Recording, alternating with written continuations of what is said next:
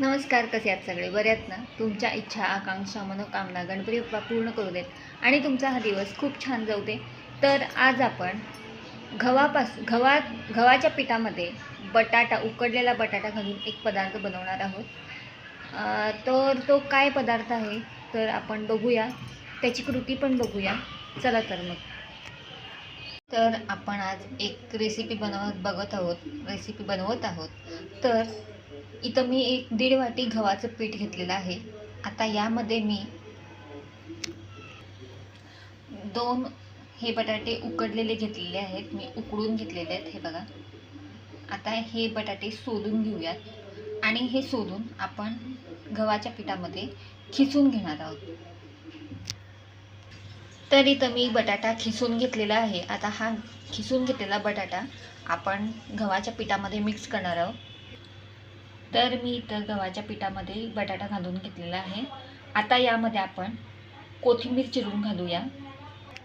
तर मी यामध्ये कोथिंबीर घालून घेतलेली आहे. आता यामध्ये आपण ओवा चुरडून घालूया. तर मी ओवा क्रश करून हातावरती घातलेला आहे. आता आपण यात लाल तिखट घालून घेऊया. तर यामध्ये मी लाल तिखट घालून घेतलेलं आहे. तुम्हाला जर हिरवी मिरचीचा ठेचा तुम्हाला यात घालायचा असेल, हिरवी मिरची आणि लसूण, आलं असं मिक्स वाटण करून घालायचं असेल तर तुम्ही घालू शकता, पण मी तर लाल तिखट घालून घेतलेलं आहे. आता आपण यामध्ये धनेपूड आणि जिरेपूड एक अर्धा चमचा आपण घालून घेऊया. तर यामध्ये मी जिरेपूड घालून घेत आहे. आता धनेपूड सुद्धा घालून घेऊया. तर यामध्ये मी धनेपूड घालून घेत आहे. एक अर्धा चमचा मी धनेपूड घालून घेतलेली आहे. आता अर्धा चमचा आपण आमचूर पावडर घालून घेऊया. तर अर्धा चमचा मी आमचूर पावडर घालून घेत आहे. आता यामध्ये आपण मीठ घालून घेऊया. तर चवीपुरतं मी इथं मीठ घालून घेणार आहे. मी हातानेच घालते कारण का हाताने व्यवस्थित पडतं.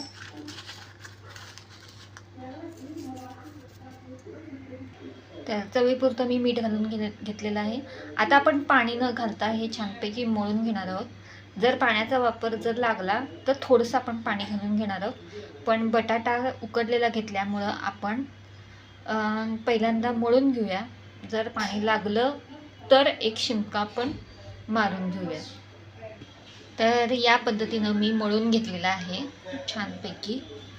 अशा या पद्धतीनं आपण घट्ट थोडंसं मळून घ्यायचं आहे. हे बघा, मी घट्ट मळून घेतलेलं आहे.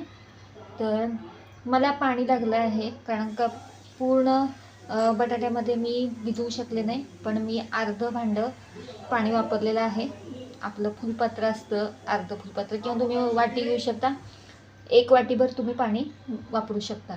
तर तुम्हाला जसं लागेल तसं तुम्ही वापरू शकता, पण मला एक अर्ध वाटी पाणी लागलेलं आहे.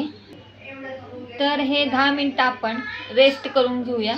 आपण 10 मिनटं झाकून ठेवूया आपण. तर आपण हे रेस्टला ठेवणार आहोत 10 मिनटं. 10-15 मिनटं रेस्ट करण्यासाठी आपण बाजूला ठेवणार आहोत. तर तोपर्यंत आपण चटणी करून घेऊया. तर चटणीसाठी मी तर डाळ घेतलेला आहे, फुटाण्याची डाळ घेतलेला आहे. आता यामध्ये आपण सुकं खोबरं घालून घेऊया, त्याचे काप घालून घेऊया. तर यामध्ये मी सुकं खोबऱ्याचं काप घालून घेतलेले आहेत. आता हे आपण मिक्सरमधून वाटून घेऊयात, बारीक करून घेऊयात.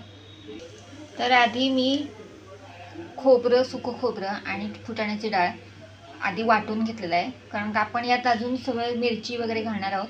तर ते मिरची, कोथिंबीर वगैरे घातल्यानंतर ते बारीक होऊ शकत नाही. तर खोबऱ्याचे तुकडे राहतात. तर आता आपण यामध्ये मिरची घालून घेणार आहोत. तर मी 2 मिरच्या घातलेल्या आहेत, कारण का माझ्या मिरच्या तिखट आहेत म्हणून मी 2 घेतल्यात. तुम्हाला जसं तिखट लागेल तसं तुम्ही मिरची घालू शकता. आता यामध्ये आपण कोथिंबीर घालून घेऊया. तर मी इथं कोथिंबीर घालून घेतलेली आहे. आता थोडंसं आपण जिरं टाकून घेऊयात. तर मी जिरं घातलेलं आहे. आता आंबटपणा येण्यासाठी मी इथं कैरी घालून घेत आहे, कारण का माझ्याकडे कैरी आहे आणलेली, तर मी कैरी घालत आहे. जर तुमच्याकडे कैरी नसेल तर तुम्ही चिंच किंवा आमसूल तुम्ही घालू शकता, किंवा लिंबाचा रस तुम्ही घालू शकता. तर मी इथं कैरी घालून घेत आहे. 1-2-4 फोडी मी कैरीच्या काप करून घेतलेले आहेत. अर्धी कैरी मी घातलेली आहे यात. आता आपण मीठ घालून घेऊया. तर मी मीठ घालून घेतलेलं आहे. आता एक आल्याचा तुकडा आपण घालून घेऊयात. तर मी इथं एक आल्याचा तुकडा घालून घेत आहे.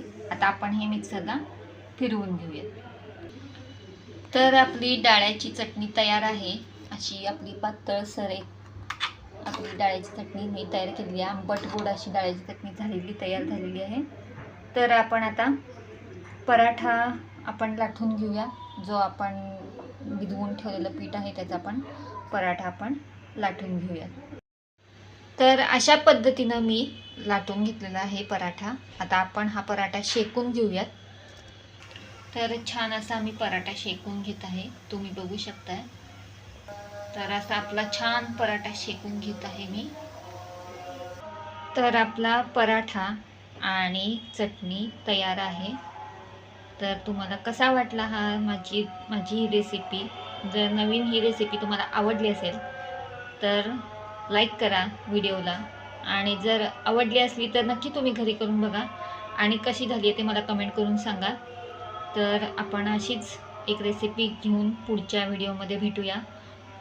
तर आणि जर ही रेसिपी तुम्हाला आवडली असेल तर लाईक करा, आणि तुम्ही माझ्या चॅनलवरती जर नवीन असाल तर सबस्क्राईब करा माझ्या चॅनलला. जर तुम्ही जेव्हा चॅनलला सबस्क्राईब कराल तेव्हा माझी अशा नवीन रेसिपी तुमच्यापर्यंत पोहोचतील. तर आणि तुमच्या मित्रमैत्रिणींनासुद्धा ही रेसिपी शेअर करा. तर आपण पुढच्या व्हिडिओमध्ये अशीच एक रेसिपी घेऊन भेटूया. तोपर्यंत धन्यवाद.